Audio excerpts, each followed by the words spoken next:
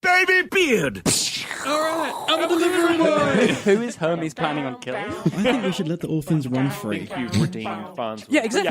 You haven't. He's just an old guy. Can we talk about evil Lincoln? Oh, of course. Oh, this art needs to be sent. That's not the voice at all. That's lobster tail! Let's make it the Look, Christmas. let me ask you this. He was just about to agree with you.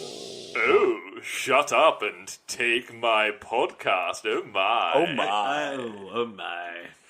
How's that for an impersonation? It's as good as the impersonator of George Takei in this episode. What, do you mean George Takei? Was it actually George Takei? Yes. I could have sworn it did not George sound Takei like does a great George Takei. Oh, yeah, it's funny that, yeah. Yeah, I didn't think that was George Takei. Yeah, absolutely. Oh, dude. It sounded wrong. It sounded wrong. Out of all the Star Trek cast members, I think he'd be the most on board. Yeah, he's doing this episode. Although very- Shatner. I'm really glad they got Shatner. Yeah. I'm very happy. Welcome, everybody, to Shut Up and Take My Podcast, the Futurama podcast that pits episode against episode in bloody, glorious gauntlet battle for your entertainment. And as always, I'm joined here by Captain Phil. If I was going to join any religion, I think it would be the Star Trek religion. By Android Josh. Please use the beeps. That's what they're there for. And we're joined by Sean. Jonathan Frakes, you get that paycheck. Oh, yes. Yeah. So, I'm guessing in the purposes of this, because Phil is captain, he is Leela, I am Bender, and you're Fry then. Yeah, there we go. Done. Cool, I'll take that. I'm okay with that too. Also, slight crossover with the sister podcast. Captain Phil. You're reprising Captain Yes, Phil. reprising Yes. my captainhood from the Stratham Captain machine. Hood? I don't know. You don't have a captain's hat, you have like a hood that you hood, just yeah. It's got all your stars on it. Fantastic. Love it. Season 4, Episode 11, Where No Fan Has Gone Before. Which is... A reference to the opening thing that was written on this episode.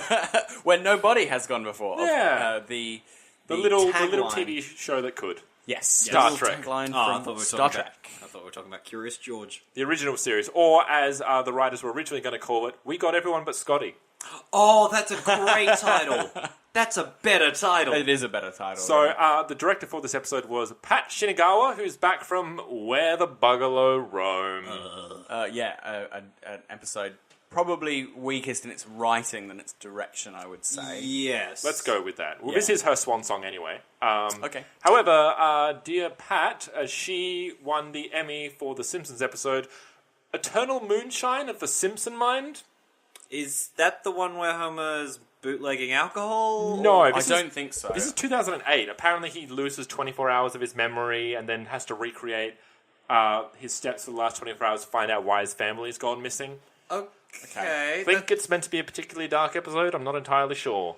I mean, I haven't watched Simpsons in years. I might give that one a shot. The writer, David A. Goodman.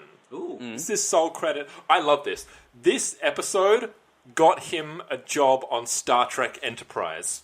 No way! Yes, this essentially... So, when they first created this episode, he was kind of holding out... He wanted to be lead writer on it because he actually has an encyclopedic knowledge on Star Trek. He is Melva. He is Melva. Yeah. David X. Cohen was maybe going to do it, but he knows next to nothing about Star Trek anyway. So he finally gave it to Goodman. They're like, we can't give it to anyone else. It has to be him. He does the episode, so all the facts on there are accurate to Star Trek. Yeah, I'm guessing he wrote the general plot and nailed down the main references, right? And then the writer's room threw in As more with all, jokes. Yeah. But yeah, after this, he landed a job as a writer on Star Trek Enterprise, That which was running at the well-loved time. Star Trek series. Yeah, it's still going today. Speaking as the non-Star Trek fan in the room, which one's Enterprise? One with Scott Scott Bakula. Bakula. From... and his dog. I know him from Chuck. I know him from Quantum Leap. Quantum Leap. So there's two different decades you've got to choose I know from. the person we're talking about. I don't know. So it's a prequel of sorts. It's about the first Enterprise. Oh, yeah. So it's more prequely than Discovery. Yeah, even more prequely. But it was not well liked. And the final episode of Enterprise, if I remember right, is a throwback to Next Gen, where they actually get back Jonathan Frakes and... And they were like watching it through the holodeck. Yes! That's the only thing I know about it. Yeah, and it's like an older version of them, but they're trying to play younger versions of them. It's great. It's amazing. I believe in Discovery as well, there is a reference to Scott Bakula's character, Archer, I think. Archer, yes. Yeah, I think his name's Captain Archer. So one of the characters is looking at a list of, I think it's Sarek or something. Sarek? The guy with the fear gills. Oh, yeah. Well, see, I'm only halfway through that Yeah, show, so there's a guy with fear gills. He's a kind of cool-looking alien, and he takes control of the ship for a while, and he's like, computer, show me a list of great captains of the past, and his Archer's name is on the list. Like Picard, and maybe not Picard because it comes later. But anyway, it's on there as a list of renowned captains. There's a little nod to Enterprise. Lovely. Speaking of nods, we do get a lot of the original cast from Star Trek voicing themselves. William Shatner, George Takei, Walter Koenig, Jonathan Frakes. Pretty much everyone except for two people. So DeForest Kelley, who played... goodness gracious me. Bones McCoy, he had died by that time. Yeah, that's so what I was thinking of. They kept him there, obviously, as just But a no little dialogue. tribute. Yeah. James Doonan, who played Scotty. Yeah. They reached out to him, and his official response was, no way. Yeah. No way? Yeah, okay. So that's why you've got all those little slide jabs in his direction. Yeah, that's why I got confused, because I thought that Scotty was dead at that point, but it No, was in yeah. fact Bones. Did he just not like the series? And Well, here's the thing, because William Shatner had more of an aversion to Star Trek at the time. He'd refused to go on Simpsons, I believe, originally.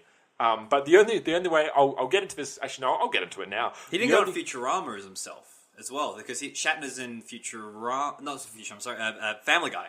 The other Yes. he was, but it wasn't him. It was an impersonator. maybe he just didn't like Seth MacFarlane. So the only reason Who that the only way they got Shatner in is he said he had to be recording his lines in the same booth at the exact same time as Leonard Nimoy. Oh, so they Wow. couldn't hang out. Yeah. Cool. He's That's like, I'll awesome. only do it if I get to do it at the same time. So you've got both of them in the booth That's together, actually cool. That's working really off nice. each other. That's really cool. the That's only really way they nice. do it. Because apparently they've got a really lovely friendship.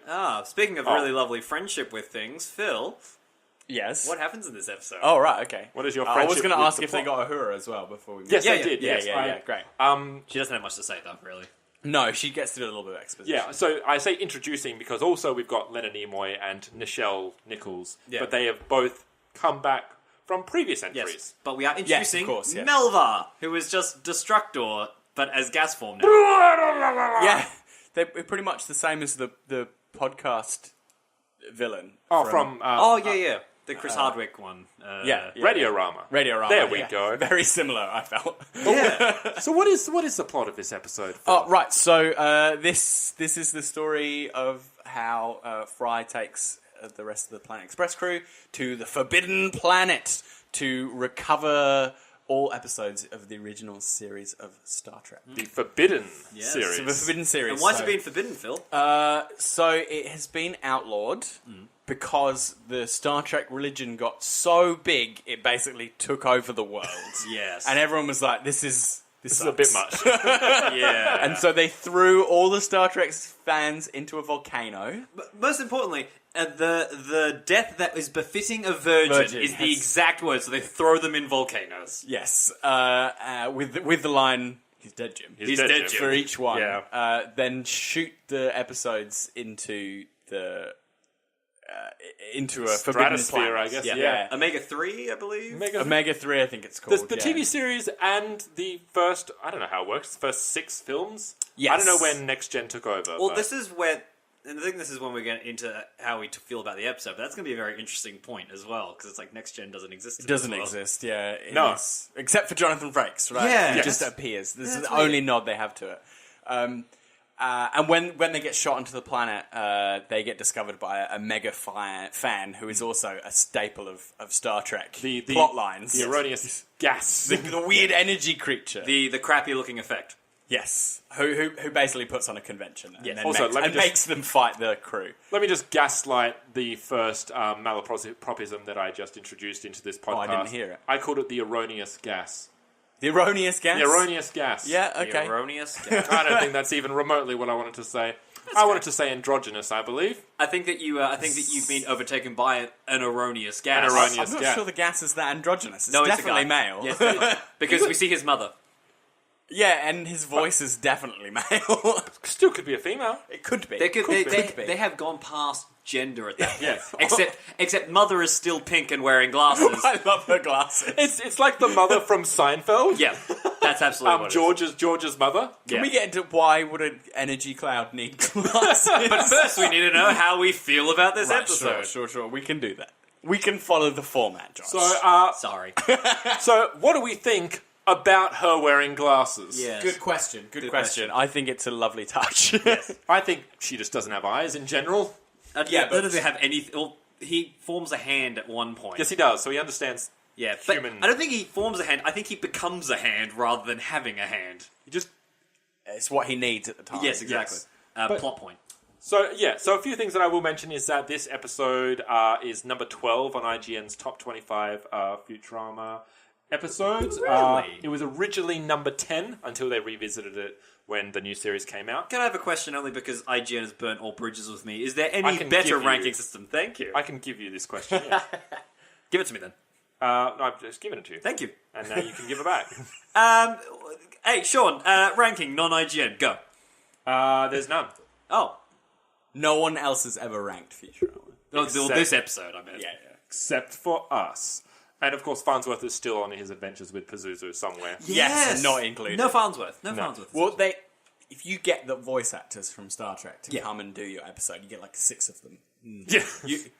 You're gonna give them screen time. Yeah, right? absolutely. And so that means a lot of stuff has to go by the wayside. I also really feel like there was a missed opportunity to have a tale of two Shatners in this episode of Zap and William Shatner hanging out. Yeah, I'm surprised that's true, because- actually. Well, the whole purpose, when they first brought in Zap Brannigan, the idea was the characters, what if William Shatner and Captain Kirk were melded together? Yes, absolutely. It's the idea for the character. That's the whole impetus for They it. can't exist. Maybe they in kept the- them separated on purpose. Yeah. They because can't of that. speak to each other or exist in the same room because the universe will implode. Yeah, that's They were that's together too in a much. deleted scene, though. Oh, really? Yeah, so when they're running away from Melba, Zap says the lines, "This situation calls for testosterone. Straight up, no cleavage. Anything else would be sabotage," referring to Leela.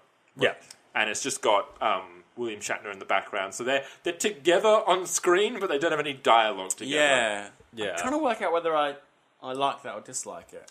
Yeah. I think maybe it's a conscious choice to keep them separated. So You got to keep them separated. Well, there's just so much they're trying to pack into this that they may sure. have just not thought about it. well, there's definite reason to put there's definite effort to put Zap. Zap in the framing device. Yes. Of this weird trial that then gets abandoned as soon as we get back to it, which I really like. Is Kif there at all? No. Kif wheels Oh, in. yes, Kif does wheel in. But he doesn't have a line, No, does he? He doesn't say anything. Well, Zoidberg is in this episode too for a brief minute. Yeah, he doesn't Yeah. say anything, though, does Oh, Yeah, he does. Says, he says, shut up already or Yes, something. shut up or did the Buh. Yeah. Rent-a-wreck. Yeah. Rent-a-wreck videos. Also, Bender goes back inside. Bender houses Fry once more. Once more. In his chest. I love every time that Fry gets forced in there. It's just like, yeah. Really gets shoved in, doesn't he? Yeah. I think he's just used to it now. His bones have kind of just melded to Bender's form on the inside. Also, I think one of the best jokes in the episode is just, it's Patrol Car 718! And then it just rolls up and it's like, yeah, Bender would know that, the sound of that specific car. With the only 2 cops. Yeah, in the only two drama. cops. The only 2 cops who get to speak as well. That's right. Because, Smitty's got his job back. And I'm always happy to see Smitty now. He's getting to do what he always loved to do. Yeah. Bash people with the lightsaber. Using force.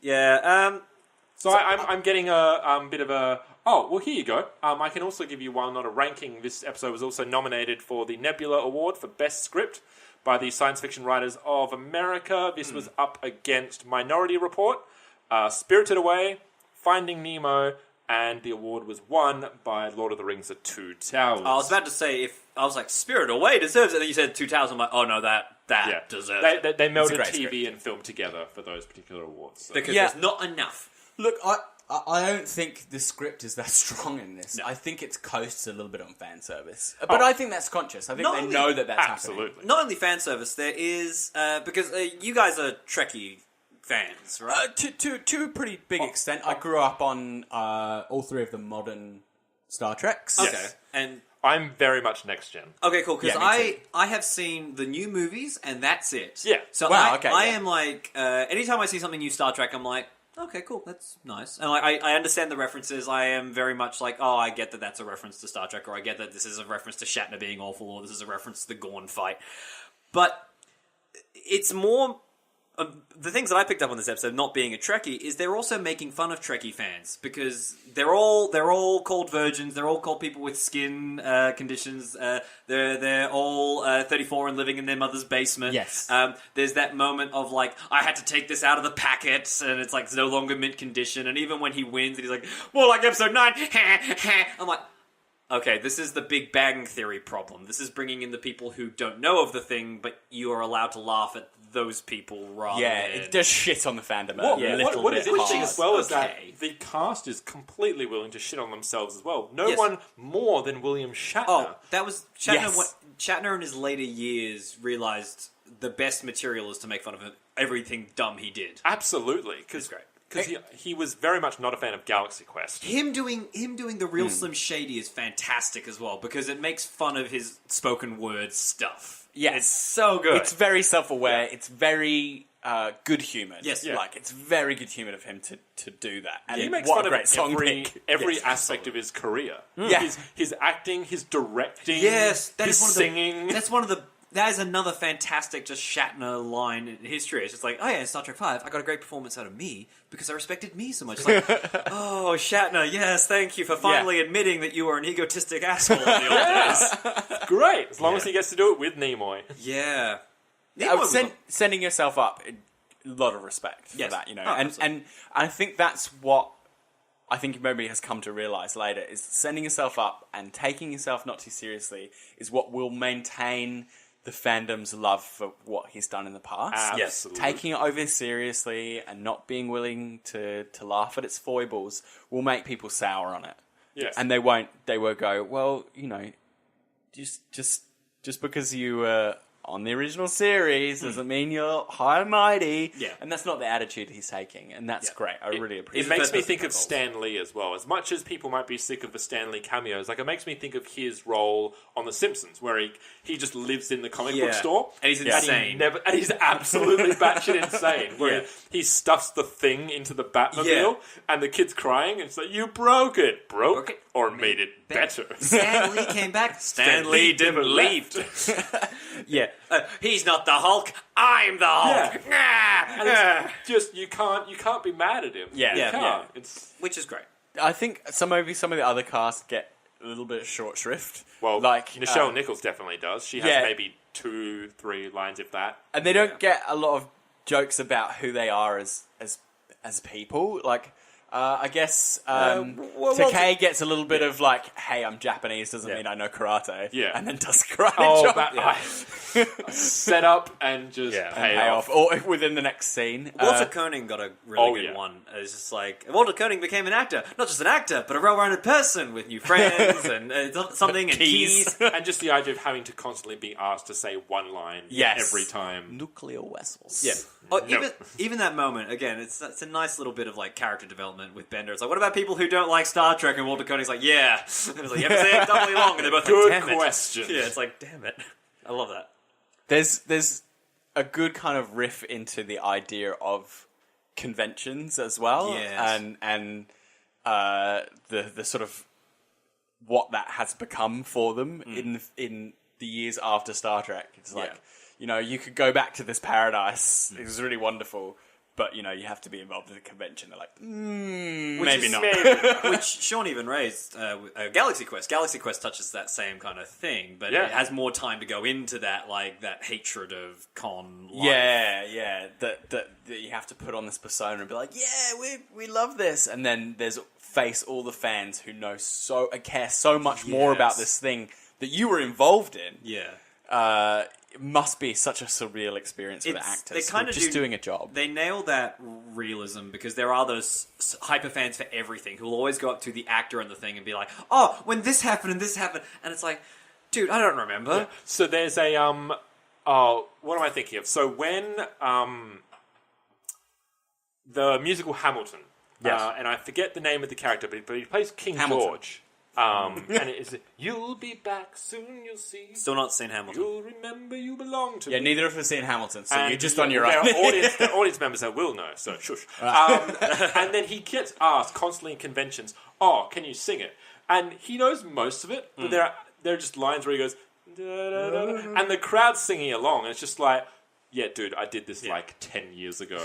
The fact that I remember this much is great. One of the things we've been warned about with convention guests is, particularly the two only for the two voice actors, is find out first whether they're willing to do voices. Yes, don't put them on the spot. Some people just, they don't want to do it. They don't want to sit there on the panel and just do the voices over and over because and over. 9 times out of 10, every single person will ask them to do the voice, and they'll just be like, I'm sick of that. It's like Adam Baldwin doesn't like people when they wear the Jane hat at conventions. Oh, really? Doesn't like when they wear them? He said that, like, I have a friend who, ex-girlfriend. People can wear what they want, that's a bit. Well, that's the thing. I had an ex-girlfriend who used to staff for him at, like, one of the conventions, and she was told explicitly, anyone who's wearing that hat has to get out of the line. He would not sign or get a photo with them if they were wearing that hat. That's a bit. I I have mixed feelings on Adam Baldwin anyway. Yeah, exactly. Yeah. What's funny, we talk about Firefly. So the times that I've been to conventions, the two people that I've seen from the Firefly cast are Marina Baccarin and Jules State. And she's lovely. She is. Jules lovely. Yeah. They're both just the most wonderful people that genuinely love the show. Yeah. Pretty much all the Firefly cast have this love and this... They adore the series, and they go to every convention. They eventually, anytime you get any pair ups between 2 or 3 of them, it's like just back in old times. And it's those kind of convention celebrities. They do it for the love of it. I saw Brent Spiner, who was Data in. We sat on his panel together. Yeah, and I remember sitting there going, okay, I got to think of a question that he's never been asked before, and I got it, and he was happy to answer it, which was. What is your most hated film genre? And in that film genre, what is your favourite film? Oh, that's a good question. Yeah, I'm going to steal that. I'm going to use that on dating. I'm going to use it on dating profiles now. So if I can go back to what Josh raised, which is it's a bit of a cheap shot at Trek fans this episode, and it feels a little bit lazy. Yeah, almost. To crap on the fans so hard, like it's the Big Bang Theory approach. Yeah, it's just like everyone knows of this, so let's just go into that old cliche, like make fun of the nerds. Yeah, that's right. And Star Trek nerds I don't think they deserve that. No, full on rap. They're pretty fanatical, crazy, but the community is very welcoming and open and friendly because of that's the principles of Star Trek. I like that they touch on that actually in this episode where Fry says we need Star Trek to give us hope about the future. Yeah, that's what I was going to say. Is that at the very least they do show the other side of fandom in Fry because there is a very toxic portion of fandom as well. So question: if Fry is such a big fan of Star Trek, how has this never come up before? That Star Trek is so completely illegal that you deserve 12 concurrent death sentences. Because they've never been this free before. They've never been this free to watch 6 movies in a row. I was going to say, because he's just been infatuated with Leela for the past 4 years, it's just never come up in his mind. He watches a lot of TV. Just saying. Look, he had to catch up with Hypnotoad. Okay, that's he's been in the year 3000 for 2 years now, because the convention was 3002. So he's been living it for 2 years. Yes. So he is finally reaching a point where he has grown so accustomed to the future that now he's like, okay, cool. He can bring a bit of the past back. Yeah, absolutely. Also, I love the... Back then, the Jim Carrey joke, I think, would have been like a little bit like, oh, that's funny because there's a lot of Jim Carrey movies. But it's funny now because there's a lot of bad Jim Carrey movies. Oh, absolutely. So, even I go back and watch some of the classic Jim Carreys and I go, yeah, problematic. Well, his career's taking a bit of a turn now. He's doing more serious stuff. So. Yeah. And also just his personal life is like, fame, fuck it. I'm going to paint. Yes. But going back to something that Phil said as well, like going back to something, I like how this episode starts near the end and is a recount. Yes. That is a good technique. There is one joke that doesn't land, though. Is the first one lands brilliantly when, like, Fry gets out of the Admiral Pike chair and, like, because he wheels in and you think that he's, like, completely... just paralyzed. Yeah. And it's like, oh, that's cool. It's a Admiral Pike reference. And then he gets out and then he's like, got the seat warm for you. And Bender gets in and, like, that's funny. But Leela being like, my foot is tired, I was like, I don't like that. She's Yeah, I don't operating like the that. Morse machine. With I it. don't like that at all. Every time I see that, even the first time I saw it, I was like, oh, that's no. They also did a joke that South Park did already with that. South Park's done a lot. What did they do?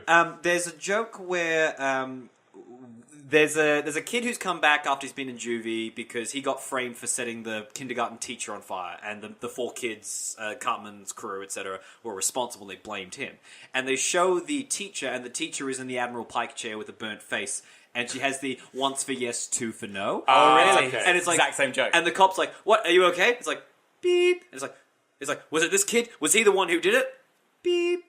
Beep. Yes. All right. And I'm like, and I was watching. I'm Double like, yes. Yeah, I'm like, Old South Park or new South Park? Because I'd be interested to see which one came first. I am very interested to see as well. I think They might have arrived at that joke independently. it might have been. I think it's because it's an easy joke. Yeah. It's Yeah. an absolute easy joke. But I was just like, oh, okay, this is. But yeah, that's still good. It's still good. So, David A. Goodman, who wrote the episode, 2 things that are worth noting. Number one is the original idea, because they always wanted to get Star Trek voice cast members Yes. into the show. The original idea was just to have a giant Kirk and a giant Nimoy fighting in Purdue, New York. Oh, Just- that'd be a right, great. okay. Like that'd God- be similar Godzilla to rip-off. yeah, well, similar to Tales of Interest. Yes. Yeah. Anthology of Interest. That That'd kind be of a idea. great episode. Can we get that one as well?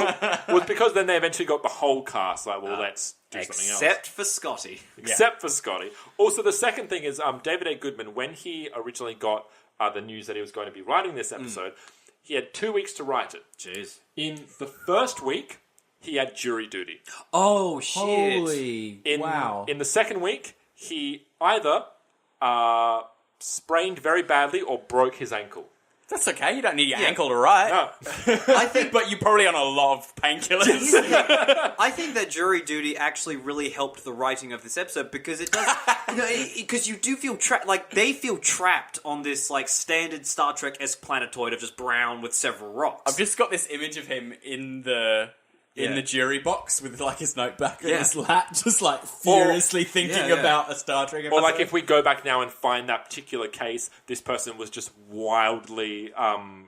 they were just wrong in their conviction. Yeah. They put the wrong because he just wasn't paying attention. Well, you just need whatever the rest of the jury Yeah, says. I'll go for it. you need a majority for it. Yeah, but even then, like going back to what you're saying about the con life, like that the people being forced and feeling like they don't need, like they just don't want to be there. That jury duty feel kind of comes across naturally in this, and that kind of being trapped in a place that you don't desperately want to be and you just want to get out of there. That really comes across. I think that's actually helps this. I think the jury duty helps this episode. It's a bit of a bottle episode. I mean, Yeah. but it's also, it's like a lot of Star Trek episodes. Yes. We get trapped on a certain planet. Yeah. Mysterious gas or some sort Yes. of creature. Well, They Price- make a huge reference to the most infamous of those, right? Which is the Germany gets renamed to Nazi Germany themed planet. Yeah, it's like it's not even Nazi Germany. It's like Nazi planet, Nazi. formerly known as Germany. yeah. Which is that the most egregious of that. Yeah. This is a planet which is a bit like this era from Earth. Yeah, which is a nice nod to the kind of the lameness of certain scripts, but working that into the fabric of the episode is a nice tribute. Yeah. I think overall it is a good tribute. To, I think so to Star too. Trek. Yeah. There's also a nice nod in there as well of Fry even summing up the episodes being like, someone would say something really complicated and then it would be described really simply. And, Yes. And I was like, that's nice. And even later on that comes back. That joke pays off again. And it's like, oh no, he's taking away from our energy. And Fry's like with a balloon and something bad happens. I listened to that explanation a couple of times and I thought, I think that makes sense. Yeah. It could be wrong, but I think it does. It's the Douglas Adams approach. You blind them with science or you baffle them with bullshit. yeah. yeah, just like a balloon Yeah. popping, or whatever the fuck they said. On a more Futurama note, Yeah. I quite like Bender in this episode. It is really good in this episode. Yeah. My favourite joke of I know his what yours is going to be, and it infuriated me. was it that when they. So my favourite moment is when they list off a random self-destruct code and his head explodes. 1A, 2B, 3... thanks to K, now everyone knows. Oh, that's Bender's feature of the week as well. He He has a self-destruct code. His finger's also a lighter, which Yes. probably has happened before. probably That's had right. a couple times. Yes, it has, because he was at the petrol station and he keeps trying to light his That's hand, right. and then his head. That's the honking, I think, if I'm not mistaken. I believe so. Yeah. But What's now your it's light. favourite? Now it's lighter, actually. Oh no, it's actually one where, because every now and then Bender does something similar to Bender should not be allowed on television, where I'm actually infuriated by how just annoying and frustrating a character he is, where he wastes the fucking gun bullets. Oh, that is so good! Oh my god! Whole Tommy Gun. Yeah. A whole Tommy Gun magazine. Oh, and Also, also... like 50 rounds. And he or has something. no, like, he doesn't even apologize. Like, oh, just goes, that was fun. Well, that was fun. It's like... But I mean, the alternative is that he shoots dead the entire cast of Star Trek. Please do. I'm pretty sure the use of a Tommy gun is a next gen reference as well, right? Well, they do a lot of episodes in the what's the You name? don't know.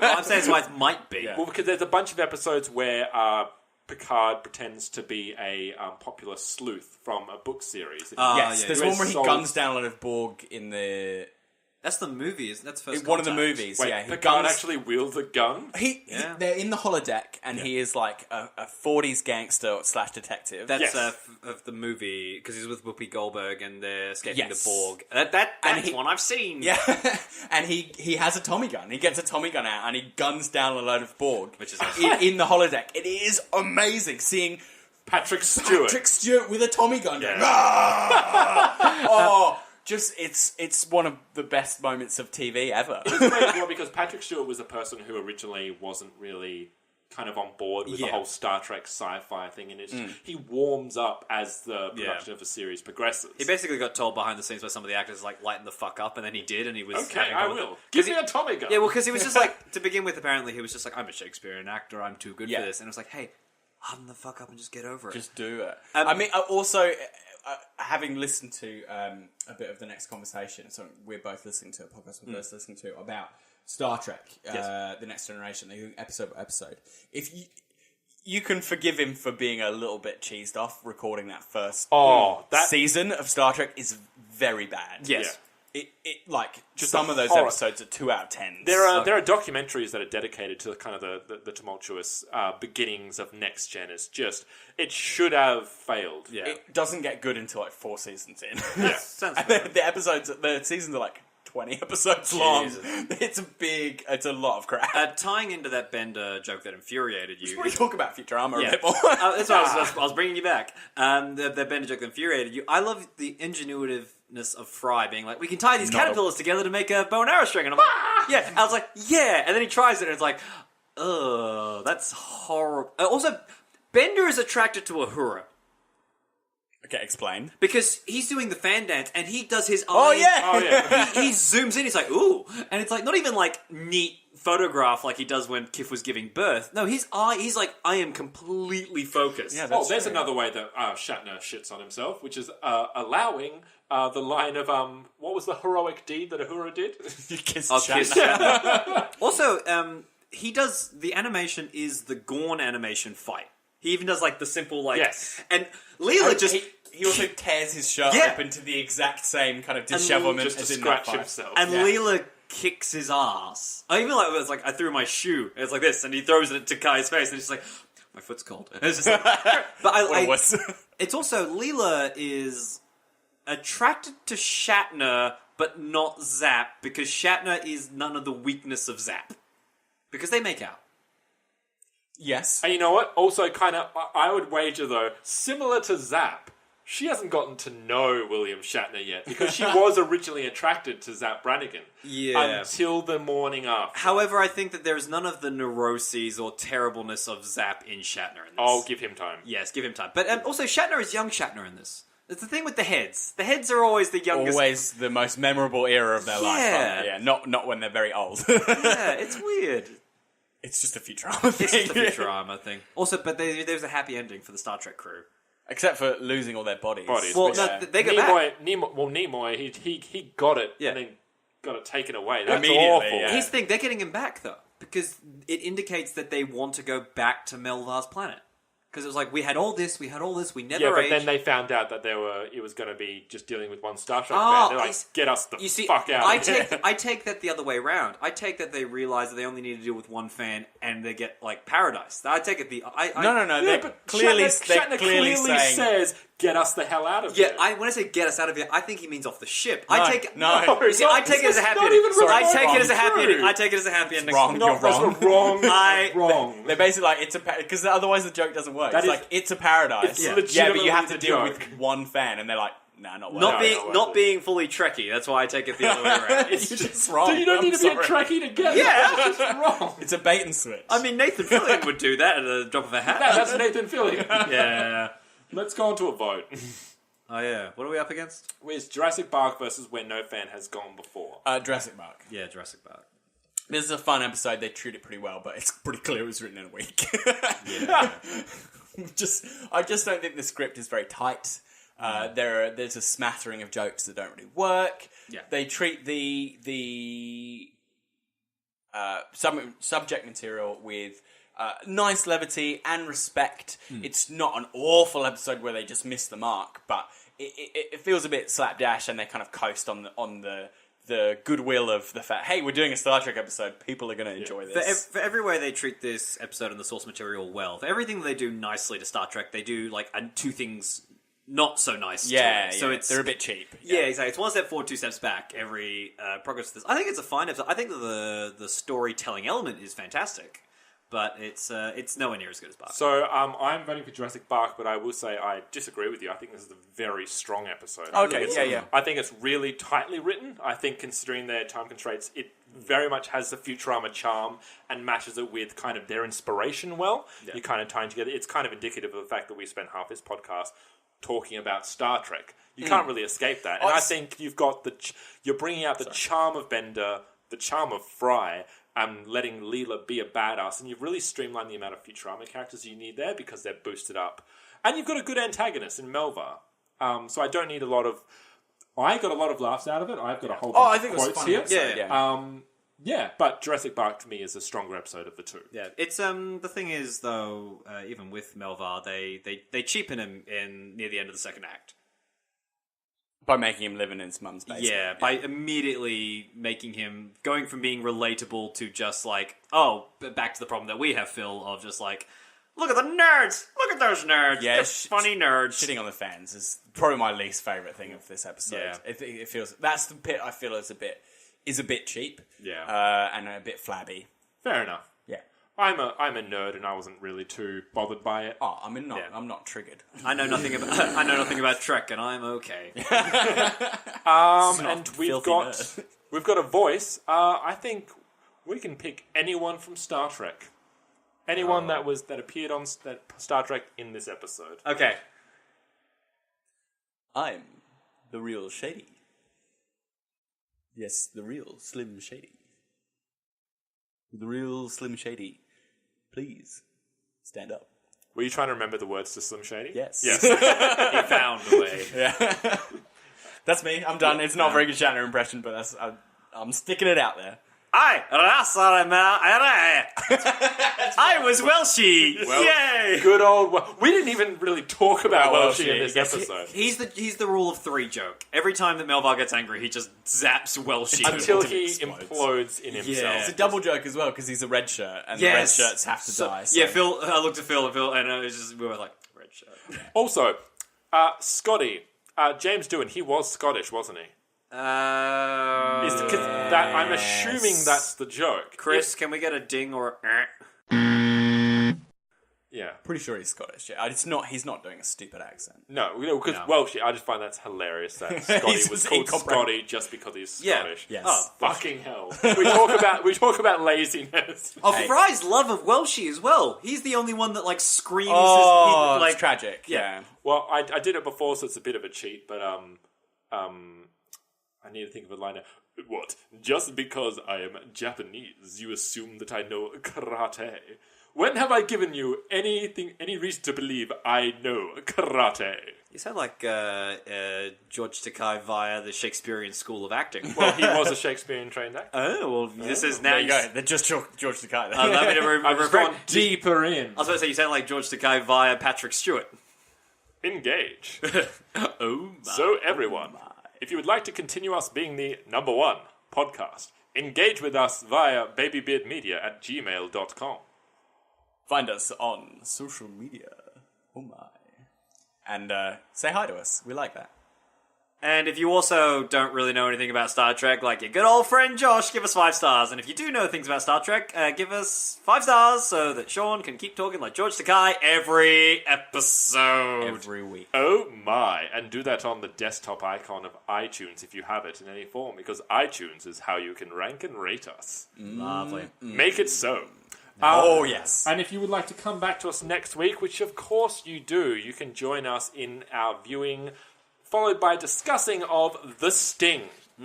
I don't think you should invite people to actually view the episodes with us. If you don't, Please do. I 50 want you- people in our house. yeah, if you don't want to come to us and you want us to come to you, just click on the episode. Yeah, we'll be there. Now you say 50. 100, 200. Good, listeners. done. Yeah. Perfect. Done. Perfect. Done. I will handshake every one of them. Until that time, I have been Sean. I've been Phil. And I've been Josh. Oh my, bye. I like knowing that Eric Bana was a Star Trek villain.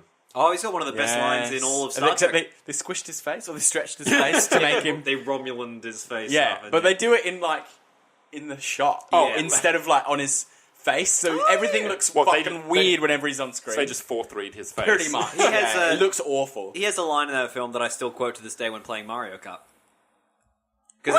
No, Fire everything! because that's my favorite Eric Bana quote from that Star Trek film. Fantastic. Oh. Khan! Basically, they go there and whatever they want comes true, but it's always good things. Like no neuroses ever appear. Oh, okay, so where's the conflict? Once you have what you truly want, do you truly want anything anymore? Yes. Yes. I want more things. I want more of the stuff that I have. We should have spruiked your Avconiness last week, because if we spruik it for this episode, it happens the Monday after. Yeah, congratulations to me for Yeah. not fucking up the whole weekend. Exactly. Well, what if you do, though? Well, I'm projecting confidence. I'm going to say into right the now, future. I'm going to congratulate you on a Avcon well done. Oh, thank you. That's great. That's welcome. great. And do you want to record the other side of it now? What the fuck, Phil?